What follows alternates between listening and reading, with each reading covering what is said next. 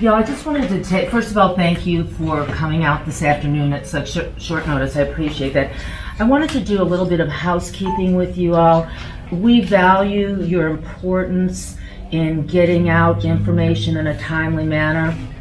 And please understand that we are doing the best we can as far as answering your questions. I think doing these briefings as often as we can is probably a good idea, but you can imagine we're stretched thin and doing several things at one time, so please be patient with us.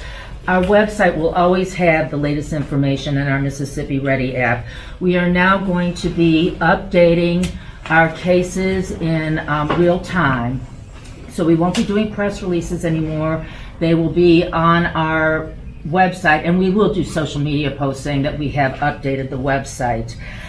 For those of you all, we are not doing a phone call in today, so for those of you media who are watching us live, if you have any questions, you can submit them via Facebook Messenger. Give me your name and your media affiliation, and we will address those questions too. At this time, it's my pleasure to introduce Dr. Thomas Dobbs, our State Health Officer, and Dr. Paul Byers, our State Epidemiologist. Thank you. Hey, good afternoon. Thanks all for being here. We just wanted to go ahead and brief you guys. We've had significant developments in the past 24 hours. First of all, I want to make sure we give you guys an update on the numbers. One of the things that we do is be totally transparent, and as quickly as we get confirmations, we're going to get them on the website. And today we're going to give you as much information as there is to be had. So first off, we've tested 90 patients, and now we have 6 positive cases. Okay, we have 6 cases identified in the state of Mississippi. We have details on the additional 3 cases, and we'll share those with you today. And we have additional 2 cases which we're currently investigating, and we'll update that information once it is validated. At this time, I would like to turn it over to Dr. Byers to give you details of the additional 3 cases that we are reporting information on today. Hey, good afternoon. Thank you, Dr. Dobbs, and thank you all for being here. Obviously, it's very apparent that things are progressing and evolving very rapidly. This is not unexpected, based on our experience with what we've seen in other states and in other countries. We have really ramped up our testing capacity at the public health lab. We've streamlined those processes for providers to be able to submit samples to us at the public health lab. And with our expanded testing, certainly we have an expectation that we would continue to see more cases, and we also have expectations that we will continue to see more cases in the coming days to weeks. So as this moves forward, don't be surprised with additional cases.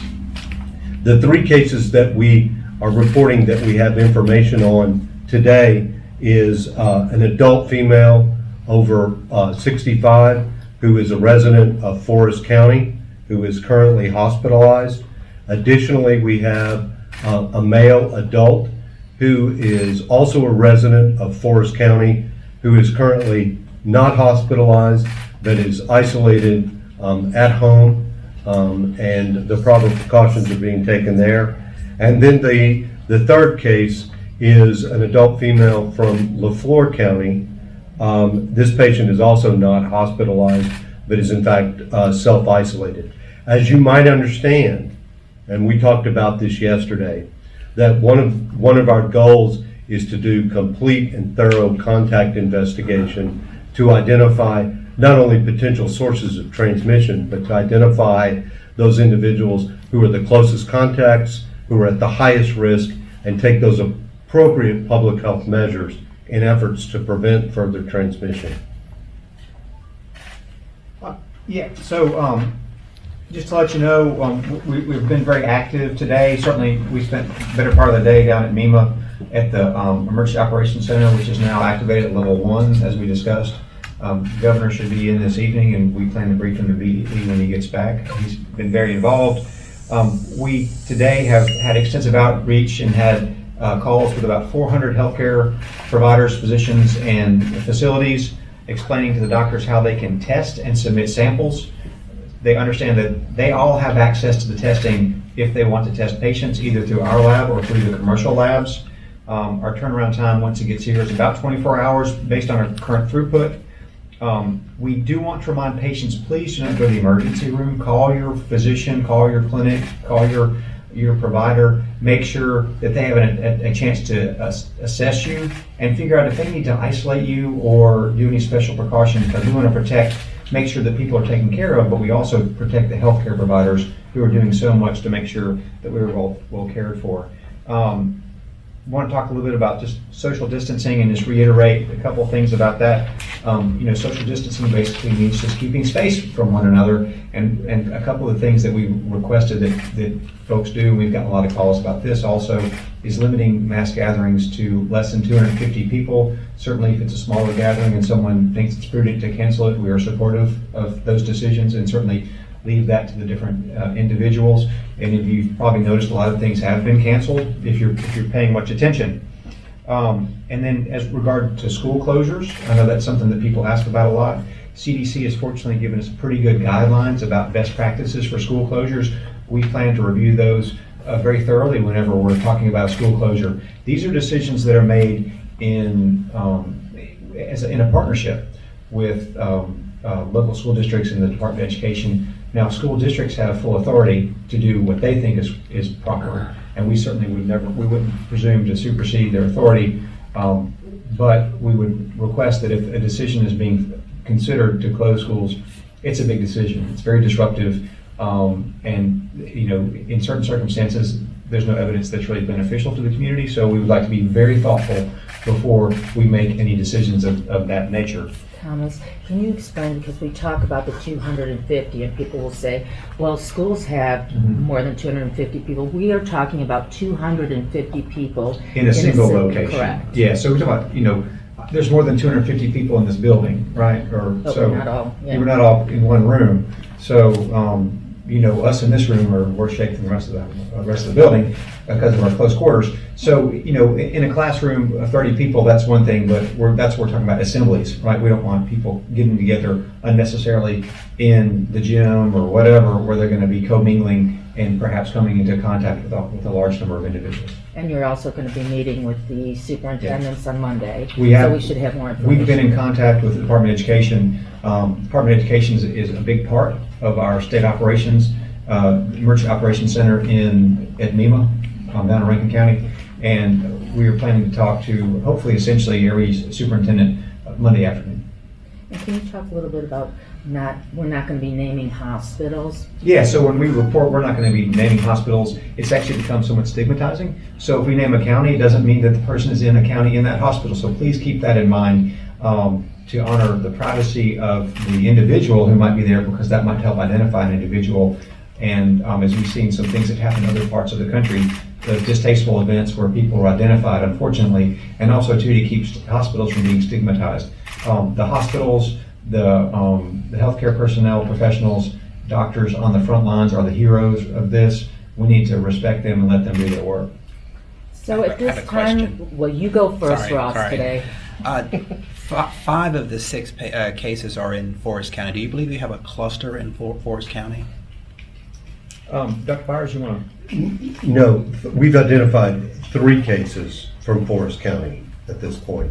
There's an additional case that was in LaFleur County, and then the other 2 cases, we're still in the process of investigating and identifying those cases.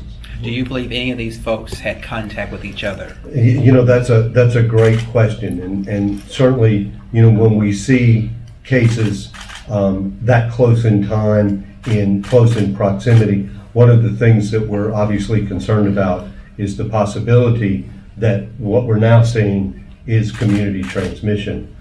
Those pieces of investigation to link all of those cases to a common source exposure is still ongoing.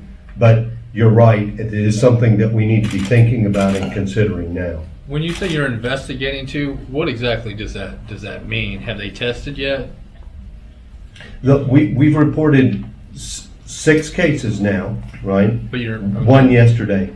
But we're still in the process of notifying physicians of their patients, trying to identify those individuals, make contact with them, identify all of their contacts. So the process of investigation is a very prolonged and detailed process. I'm just trying to narrow it down. So there's 3 cases that are in Forest County, confirmed cases or presumptive cases. Presumptive case. There's another one in LaFleur County. Right. Where are the other 2? We're That's still- what we're not yeah. saying right now. That That'll investigation be on is our still website. ongoing. Look, everyone, if you want to take a look at this is going to be on our website daily. I mean, we're going to update it in real time. And so what this is going to tell you is going to be the date, the county where the person lives, not necessarily where they're hospitalized, whether they are a male or female, child, adult, or over 65, and whether or not they're hospitalized or self-isolating at home. And Dr. Dutch, explain self-isolating, if you would. Yeah, so self-isolating is basically staying at home and staying away from your family as best you can. You know, if you're ill, and CDC does have guidelines that we will make sure are readily available on our website for people to review. If someone goes home and you suspect you have COVID, or if you know you have it, there are things you can do to protect your family. But basically, staying at home. You can't go to Walmart, can't go to the store.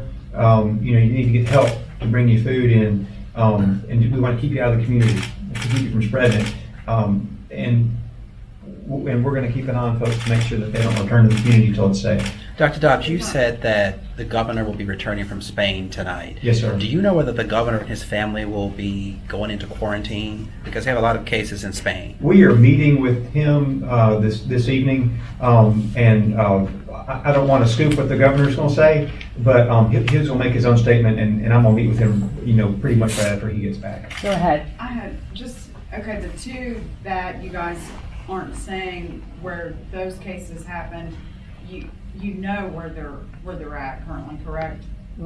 We do. Okay. Are they hospitalized or are they isolated? We're not We're providing still any of that investigating information that, now, yeah. but that will be updated on our website. And then also, okay, so the 3 cases that we know, do we know any other details yet? Like as far as the woman who went to North Carolina, was she in a big group? I mean, was she with family members? Do we know where all she traveled to? Yeah, there Those was, cases that we know, do we know any other details about that? well, I think it's important to think about things in context now, right? Eventually, we're going to see cases in all parts of the United States. And to focus on more of travel as we move forward in this process as a potential exposure risk, when in fact we will begin to see more cases, and that travel exposure will be less significant moving forward. We don't have an indication that this individual was in any of the large group settings or was in contact with anybody else who was ill. Go ahead. Can y'all confirm one way or the other if any of the people that are currently in this group are healthcare providers? We're still investigating so many of them. Let us get back to you on that, because I want to make sure that we're accurate, and we'll circle back and see what we can share. Jimmy? One problem over in, say, Italy is they've been overwhelmed in their ICU units. What kind of shape are we in the number of acute care beds that we have in the state? How many are actually available? That's something that we've been concerned from the very beginning, and that's one of the reasons we've activated our emergency operations. Even before this, we've been doing assessments of bed capacity, ICU capacity. If we have a lot of cases, it's going to stress us. There's no doubt about Do it. you know how many we have right now, the number? Well, we do have a mechanism for tracking that, but I don't have it at the top of my head, because it's a statewide sort of situation. We have taken steps to go ahead and ask docs, and it's good. I'm glad you kind of brought that up, because we've asked physicians to delay non-essential outpatient visits. So if someone's coming in for routine medical care, we're going to ask them to delay it so that the people who are well don't come and intermingle maybe with people who are ill. So that's one of the things we're doing. We're also talking about, telling hospitals to look at maybe diminishing elective procedures for the future so that they can preserve capacity. These are ongoing conversations, but this is one of our top concerns, is making sure we have adequate capacity to take care of folks. When do you think you will have a number or an estimate of what the capacity is? Yeah, let me get. We'll try to get that for you pretty quickly. That's its own sort of complicated calculation. Just a question and it's about- ever changing, obviously. A question about the proper protocol. If someone feels that they have been exposed or that they're expressing symptoms, Yeah. they should contact their local, over the phone, their local primary care provider or their nearest clinic. Is that correct? Yes, sir. We're hearing reports from a lot of people that they're calling those clinics and they're referring them to the public health department, Which and is- then you guys are bouncing them back to the clinics. And that's why we spoke to 400 people today in part. I mean, we pounded this through social media and all kind of stuff, but sometimes a good conversation makes a big difference. So just for the record, if someone calls their clinic and Yeah. they say, call the Department of Public Health, they should tell them that they have the capacity to do COVID-19 testing. Yes, and so a clinic can test. Whether they choose to test is a choice. Of course. Now, there are some capacity issues. Now, it's important to know when they send a sample, all they're doing is sending us a sample. They're not sending us a test. Of course. They're sending us a tube with liquid in it and a swab. Now, you have to have access to that tube, and that's something we've been actively monitoring to see what the capacity of that is.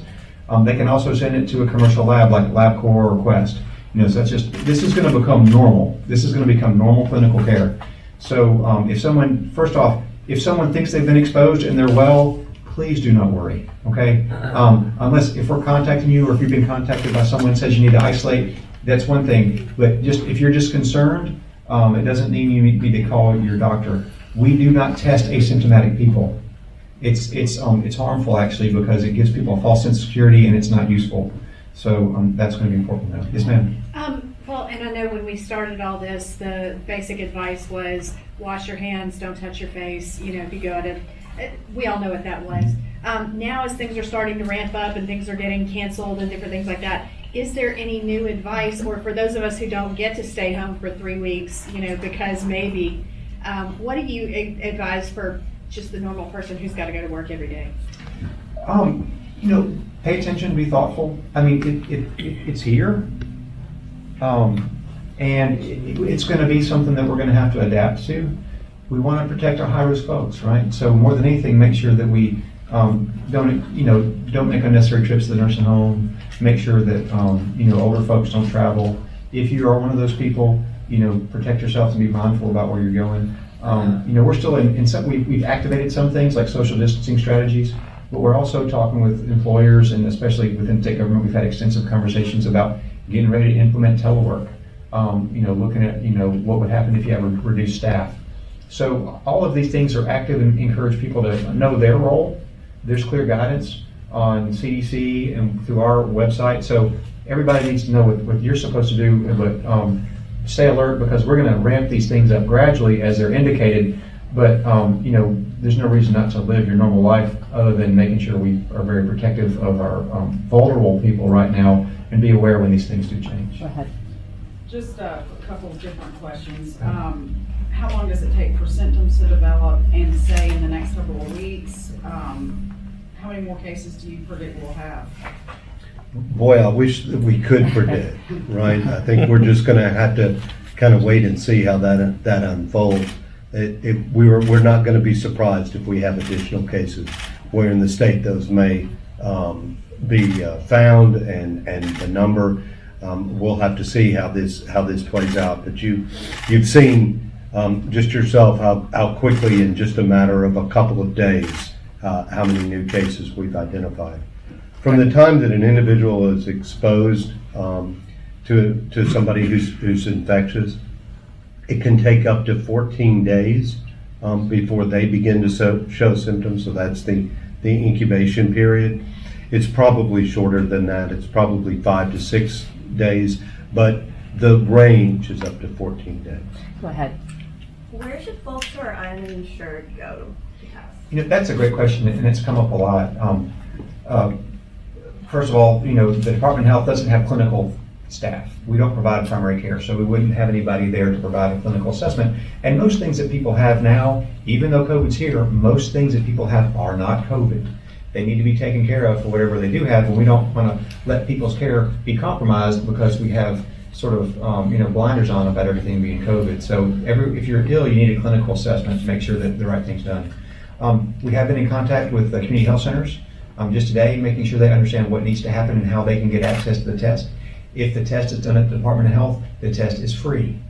It's free of charge to the clinic and to the patient. So it's accessing the care, which is going to be probably one of the bigger challenges.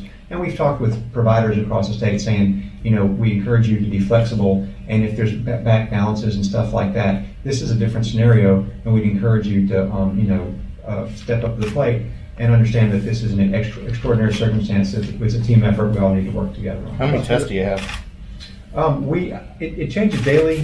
We still should have about 1,000 left, more or less. But It's approximate. it changes. We order and use, but we don't see any acute shortages at the time being, or for several days to come at least. Ross? Do we know what time the governor's going to make his statement? I do not know that. I do not know. I bet Renee would know. Maybe, I don't know. I'll ask her. Why don't you just hang out at the airport tonight? Let me get some Then I'll have to clarification go into self-isolation. on the Forest County cases. It was reported earlier that the first person who tested positive was on a flight to Florida, South Florida, and that a companion was with that person. Is that one of the new persons that is tested positive? That's not something we can say. I mean, those are intimate details that could potentially identify somebody. True or untrue, that's just beyond what we're able to. Is it fair to say that a lot of these cases are related to some type of travel? It's so hard to say, like you said. That's been sort of the running theme to begin with. But I think as we begin to do more additional investigations, we're going to find that there are cases who have not traveled outside of Mississippi, and that's going to be the norm moving forward. And last question. There's one person over the age of 65. Is that correct? I believe that there are two that we're reporting. There's two. Yeah. The LaFleur County is over 65. No. We were. It's, It's Forest. Yes, I'm sorry. It's one. Just Yes. one. Okay. but remember, we're waiting on details for 2 from today. Okay. In the first Forest County case. Yes, ma'am. That man did such a good job with him, isolating himself. From what I heard, was he a doctor? That is Yeah. definitely something we We have to work, y'all, to protect the privacy of our patients, and we err on the side of being conservative. I think, Kobe, you had a question. Yes. I wanted to ask what's involved in the testing process. What does that look like? Do you know that on our website, there's a video where Dr. Ware will walk you through the testing process? Yeah, I noticed that, but yeah, at our last yeah. press conference, it'll show you everything. But just real quickly, just from start to finish, come in, you call in first, right? Make sure that the doctor knows you're coming. Go in, they will put you in a room by yourself. They'll come in wearing protective gear if you need the test. Everybody doesn't need the test. Everybody does not need it. And they will take a Q-tip, stick it in your nose, rub the back of your throat, put it in a little tube of water. They will have to either send it to the private lab, or if they send it to us, they put it in a special temperature-controlled container. They take it to County Health Department. County Health Department ships it to the central lab, and then we run it the same day. If a person is diagnosed as having the virus and is at home, but the rest of the family are not affected, do they have to also be isolated for the 14-day period? And it would depend on their level of contact, and that would be part of what we would ascertain, when we do our contact investigation to try to determine that. And, CDC has got some pretty good guidelines for individuals who are at home and the protection of those people who are also in the home to make sure that they don't get exposed. I know we talked about how the standard isolation period is 2 to 3 weeks. And forgive me if this has already been said, but what's the standard lifespan of the coronavirus once you get it? Is there one? You mean how long is someone ill? Yeah, or- how long do you? Mostly if it's someone who gets over it pretty quickly. This is a question we got yesterday when we were in Hattiesburg. It's going to be like the flu. It's going to be a course of days. And then we actually had an anecdotal case that we asked about, and he said, he was a younger, healthier person, felt really crummy for 3 days, and then he was fine. So, but then if you get really sick, people will be sick longer. Not necessarily that they're contagious the whole time, but maybe have a lung injury such that it takes them a long time to recover, or maybe they don't recover at all. So, Dr. Dobbs, you were talking with the physicians this morning about the vast majority of folks will not get sick, or if they do, it should be a mild illness. We're concerned about those that have immunosuppressed systems or are 65 and older. Did you? Yeah, so, most upper respiratory people infections panic. are not gonna be COVID. So if you have a cough, and especially if with all the pollen out there, if you just have congestion but no fever, I wouldn't ask you not to talk to your doctor, but I certainly wouldn't assume you have COVID. But if someone has fever and respiratory symptoms, still, most of those folks are not gonna be COVID, it's gonna be something else. But in the people who do get it, the vast majority of people are gonna have an uneventful recovery and almost certainly immunity following the event. Is there like a self-test you can kind of do at home? We've gotten some emails about that where you just No. kind of breathe in. That is, please, that's Facebook medicine. Facebook nonsense. You can't distinguish the symptoms from any other viral respiratory illness. Anyone else have any questions? Kobe?